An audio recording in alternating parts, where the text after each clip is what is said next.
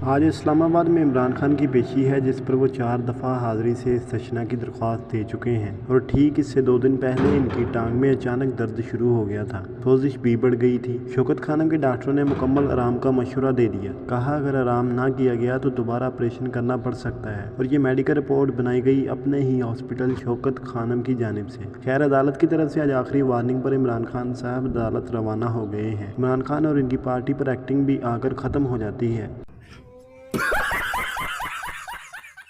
आज व्हीलचेयर पर पेश हुए हैं। हमें डर है कि अगली दफ़ा कहीं स्ट्रेचर पर पेश ना हो। रवाना होने से पहले इमरान खान साहब व्हीलचेयर पर बैठकर अपनी कौम से खिताब कर रहे थे। वो खिताब ये था।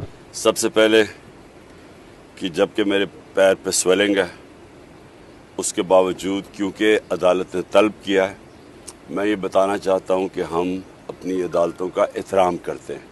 अब खान साहब से कोई बंदा पूछे कि भाई आप